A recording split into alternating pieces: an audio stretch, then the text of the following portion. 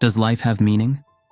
Or are all our efforts, desires, and struggles ultimately lost in an empty void of nothingness? These questions lie at the heart of one of the most unsettling philosophical movements in human history: nihilism. Born from the notion that everything is meaningless, nihilism compels us to reconsider fundamental concepts such as existence, morality, knowledge, and purpose.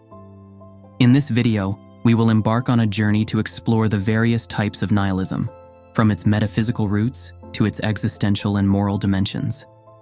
We'll delve into how these perspectives impact our understanding of life and influence our daily existence. Along the way, we will also highlight the philosophers who have illuminated these profound and often uncomfortable ideas throughout history. By the end, we'll confront a critical question: is nihilism merely a void, or can it also be a foundation for new freedoms and possibilities? What is nihilism? Nihilism, rooted in the Latin word nihil, meaning nothing, is a philosophical concept that questions the very essence of meaning, value, and existence. It is not merely an abstract idea, but a radical perspective that challenges the core beliefs underpinning human life. At its heart, nihilism rejects the notion of intrinsic purpose in the universe, suggesting that all human efforts, beliefs, and values are ultimately baseless. The concept gained prominence with Friedrich Nietzsche, who described nihilism as the devaluation of the highest values. For Nietzsche, this wasn't just a passive observation, but an existential crisis that modern civilization would inevitably face. He argued that the decline of religion and traditional moral systems had left humanity in a void, a world where the structures that once provided meaning had eroded. In Nietzsche's view, confronting nihilism was both a danger and an opportunity, an invitation to create new values and redefine meaning. But nihilism is far from a singular idea. Over time, it has evolved into various forms, each addressing different realms of human thought and experience. From metaphysical nihilism, which questions the existence of any objective reality, to moral nihilism, which denies the inherent validity of ethical principles, nihilism pervades many aspects of philosophy and culture. It raises profound questions. If there is no inherent meaning, how should we live? Should we despair, or can we find freedom in this lack of predetermined purpose? Throughout history, thinkers and artists have grappled with these questions, offering both critical insights and creative interpretations of what nihilism signifies. As we explore its different branches, we uncover not only the intellectual depth of nihilism, but also its pervasive impact on how we understand ourselves and the world around us. Metaphysical nihilism. One of the most fundamental forms of nihilism is metaphysical nihilism. At its core, this perspective posits that existence itself lacks any intrinsic meaning or reality. It challenges us with unsettling questions such as, does the universe truly exist, or is everything merely an illusion? These inquiries strike at the heart of metaphysical nihilism, inviting us to reconsider the very foundations of being. Philosopher David Hume contributed significantly to this line of thought, questioning the reliability of causation. He argued that cause and effect relationships are not inherent truths, but habits of the human mind, cultivated through repeated observation. According to Hume, our belief in metaphysical certainty is a construct rather than an absolute. Friedrich Nietzsche, another towering figure in this realm, took the challenge even further. By famously declaring the death of God, Nietzsche proclaimed that humanity had dismantled the moral and metaphysical structures that once provided meaning. In his haunting words, "God is dead. We have killed him. How shall we comfort ourselves, the murderers of all murderers?" Nietzsche's statement is not merely a critique of religion, but a profound observation about the existential void left in its absence. Without a divine anchor, humanity must face the stark reality of its solitary existence in an indifferent universe. Metaphysical nihilism pushes us to confront this existential void. It can evoke a sense of despair as the comforting notions of purpose and certainty are stripped away. Yet, paradoxically, this void can also be a source of liberation. If nothing is fixed or predetermined, then the individual is free to construct their own reality and meaning. This freedom, however, comes with the weight of responsibility to create purpose where none exists. Thus, metaphysical nihilism is not just a philosophical abstraction. It is a deeply personal and transformative idea, compelling us to question everything we hold as real and inviting us to reshape our understanding of existence itself. Existential nihilism. Another significant form of nihilism is existential nihilism, which asserts that human life inherently lacks meaning or purpose. This perspective lies at the heart of many modern existential crises, challenging individuals to confront the void where meaning was once presumed to reside. Existential nihilism does not offer easy answers, but rather forces us to grapple with profound questions about our place in an indifferent universe. Jean-Paul Sartre is one of the most prominent thinkers associated with this idea. He argued that life, at its inception, has no predefined purpose or meaning. However, this void is not necessarily a condemnation. Rather, it presents an opportunity. Sartre famously stated, "Man first exists, then he defines himself." In other words, it is through our choices, actions, and commitments that we create meaning for ourselves. Sartre saw this as both a burden and a freedom. While we are condemned to create our own essence, we are also liberated from any imposed purpose. Albert Camus approached the same existential dilemma from a different angle, encapsulating it in the concept of the absurd.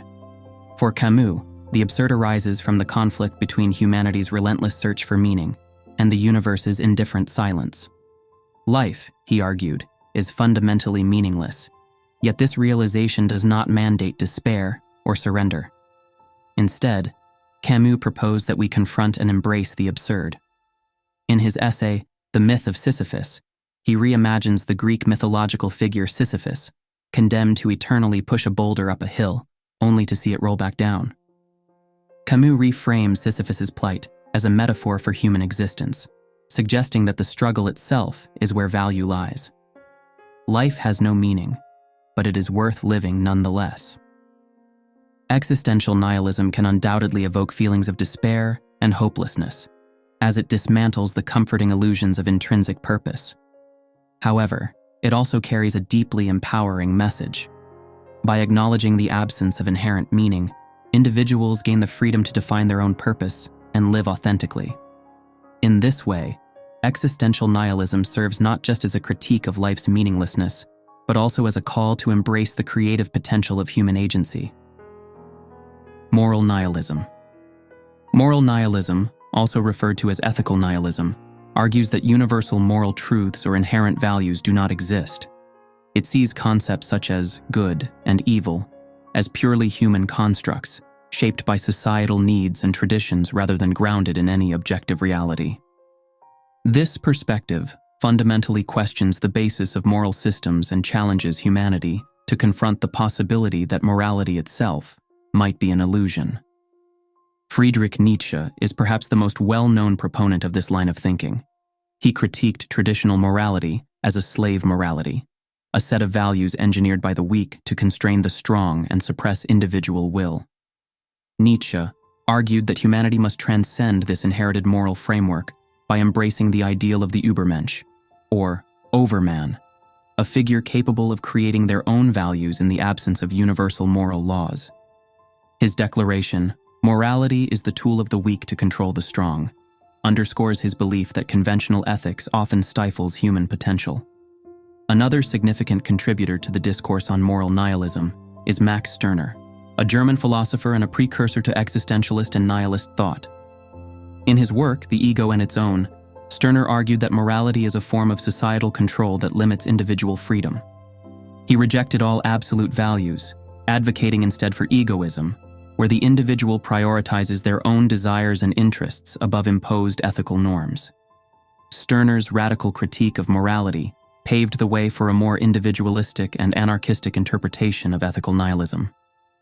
Additionally, David Hume, though not a nihilist in the traditional sense, made foundational contributions to this discussion through his skepticism about moral objectivity.